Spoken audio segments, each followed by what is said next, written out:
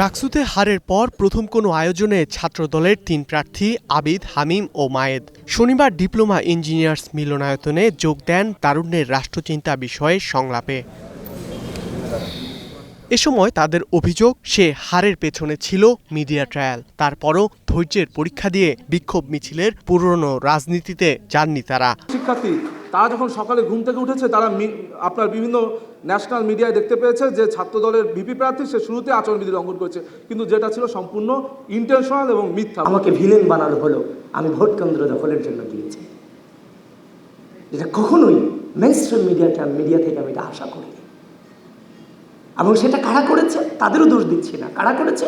যে returning officer আমাকে নিয়ে নির্বাচনী কেন্দ্র প্রদর্শন করেছেন, সেই রিটার্নিং কর্মকর্তারাই কিন্তু সাংবাদিকদেরকে বিভ্রান্ত করতে বাধ্য করেছেন। আমরা কিন্তু বিশাল স্যাক্রিফাইসের মধ্য দিয়ে পূর্বের রাজনৈতিক সংস্কৃতিতে ফিরে না গিয়ে আমরা ধৈর্য ধারণ করেছি।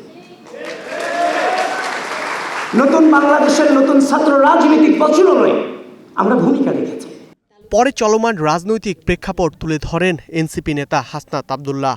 বলেন, অন্তর্বর্তী সরকারে সব দলের প্রতিনিধিত্ব থাকলেও ব্যর্থতার দায় শুধু এনসিপির ওপর চাপানো হচ্ছে। জামাতে ইসলামের এখানে প্রপোজড অনেক উপদেষ্টা হয়েছে, এখানে বিএনপি প্রপোজড অনেকে উপদেষ্টা হয়েছে, কিন্তু এই গভর্নমেন্টের যত ধরনের ব্যর্থতা, যত ধরনের সীমাবদ্ধতা, আমাদের প্রত্যাশা এবং প্রাপ্তির মধ্যে যে দৃশ্যমান ব্যবধানটি রয়েছে, সেই ব্যবধানটির পুরোটা দায়ভার এনসিপির নিতে হয়েছে। 2009 পরবর্তী সময়ে কিভাবে বিএনপিকে, জামাতে ইসলামকে কিভাবে এই মিডিয়া, এই ব্যুরোক্রেসি এবং মিলিটারি তাদের মৃত্যুর বৈধতা উৎপাদন করেছে। আমরা দেখেছি কিভাবে তাদেরকে রাজনৈতিকভাবে তাদেরকে নির্যাতন এবং নিপীড়নের মধ্য দিয়ে তাদের প্রত্যেকটি হত্যার কিভাবে বৈধতা উৎপাদন করেছে।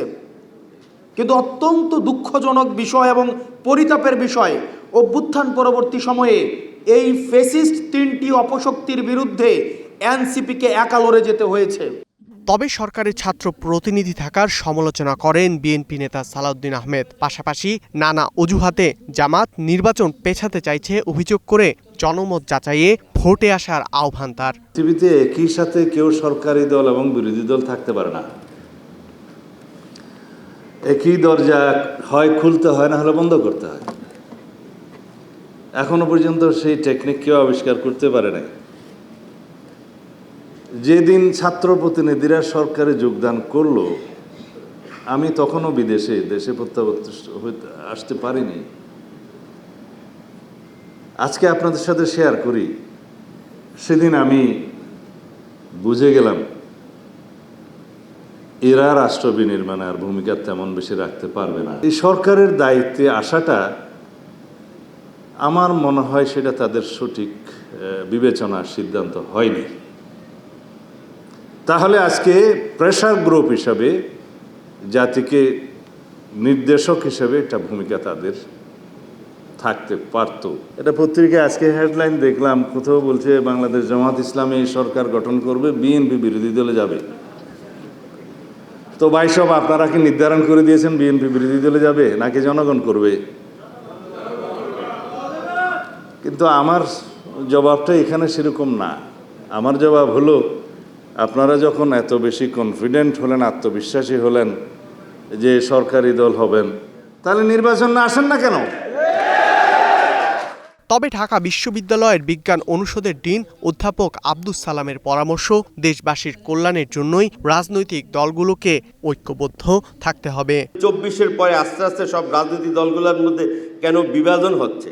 আমার মনে হয় এই মুহূর্তে আমাদের সবচেয়ে বড় যে জিনিসটা যেটা দরকার, সব রাজনীতিবিদদের মধ্যে ঐক্য দরকার। আমরা সাধারণ মানুষ যারা আছি, আমরা আওয়ামী লীগ, বিএনপি, এনসিপি, জামাত ইসলামী এটা বুঝতে চাই না। আমরা বুঝতে চাই এদেশে আমরা ভালোভাবে থাকতে চাই। ডাকসু নির্বাচনে কিছু ত্রুটি বিচ্যুতি ছিল উল্লেখ করে ফল মেনে নিয়ে নিজেদের দুর্বলতা খুঁজে বের করারও আহ্বান তার। আপনারা কিছু কম ভোট পেয়েছেন, এখান থেকে আপনারা শিক্ষা নেবেন।